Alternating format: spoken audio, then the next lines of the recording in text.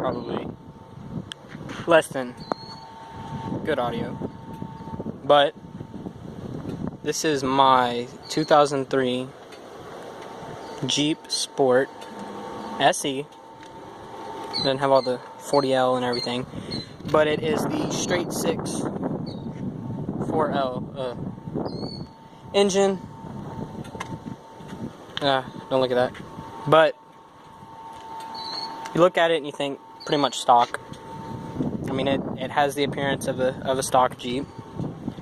A little bit about it. The guy that I got it from was a exotic car dealer.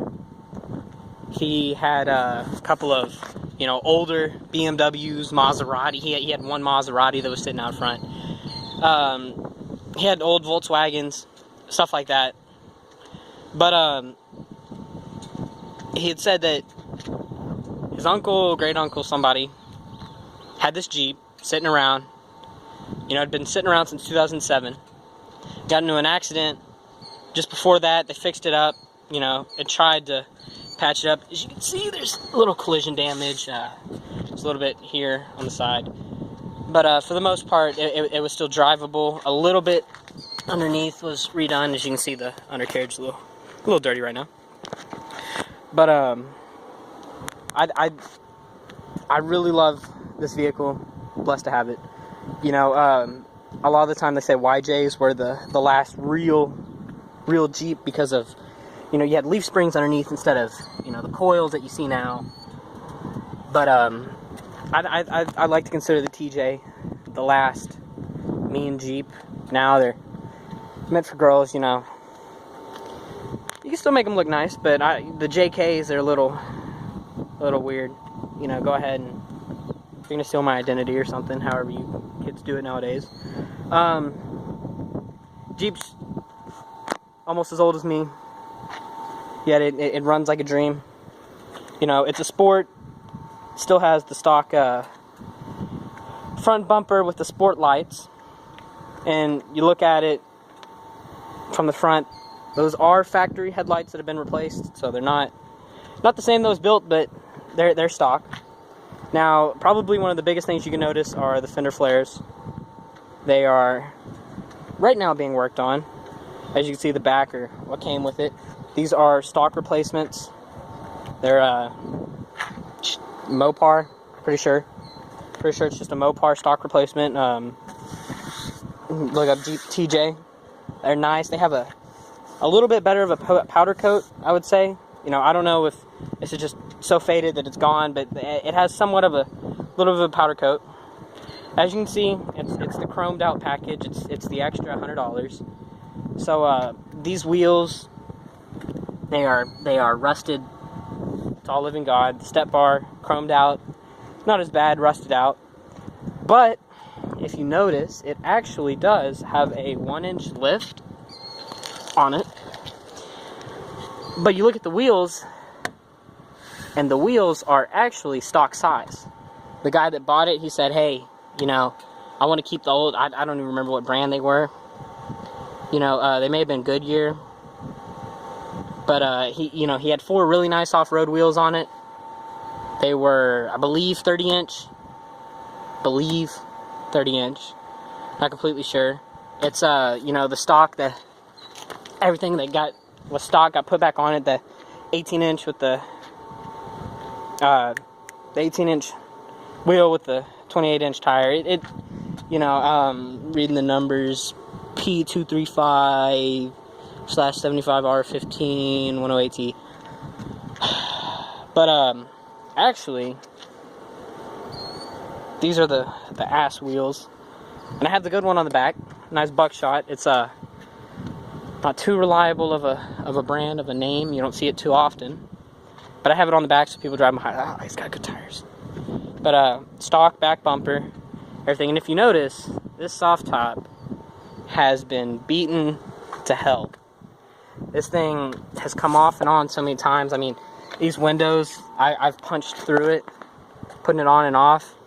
You see the large crack. There's a small one over here. This soft top is in need of a replace. Even ripped all the way through. trying to put it on once. These latches underneath here, like the sun visor. I mean, these things are on their last legs. This top is very close to being, you know, completely trashed. Moving to engine, everything is stock other than, you know, Mopar getting put in just to better the car. You know, now if you look, the hood, that's the fun part. It's not too terribly hard to tell the difference, but if you look, the paint is extremely different. You know, I had a buddy decide to sit up on the hood, dented the whole thing in. This is originally black. About 800 rattle cans later, it's close, but not all the way. So, while, you know, 1-inch lift, not too nice tires, this thing, I always say that this Jeep came to me for its retirement. It's a little high up there in miles, but as you can see, I've done my best to give her best amenities. We have, of course, you know, the cheapest money will buy, no brand radio replacement. But as all the kids are getting their kickers and everything put into their trucks, let me see if I can get this little, you know, I was like, hey Dad, you know, I want a bump and surround system. So what we did find are some Kenwood subs that are 6-inch. They fit in the regular stock slots. You go to Walmart, I think they're about $40 for the pair. Not too expensive, but it gives me just enough base that, you know, I can bump a little bit when I'm next to people. But, you know, it's not a sacrifice for having a Jeep. Now, even though this thing's in its retirement, it's on its last couple legs, there's, you know, as every Jeep, it's got baggage. Let me climb underneath here real quick. So we're underneath the passenger side front wheel.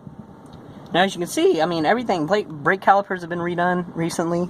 This is the inside of the wheel. It's baked, crusted up.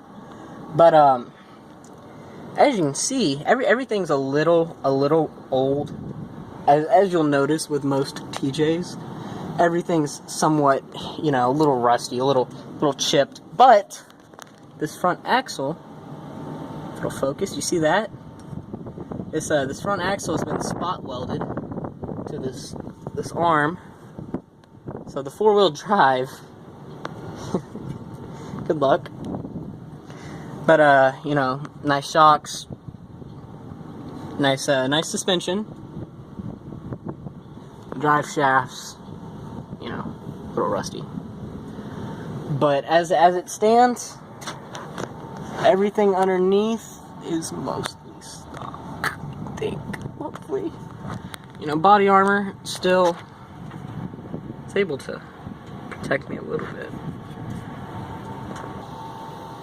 So, it's an oldie, but it's a goodie, and it's my first Jeep, you know, introduced into the TJs, Jeep of my time. But with the JLs coming out, the JKs that are starting to roll the last ones out, this is the starter vehicle I could have asked for. You know, it's not a CJ, it's not the YJ, it's nowhere near an M38, but I mean, this is my Jeep. Whew. And do I love it.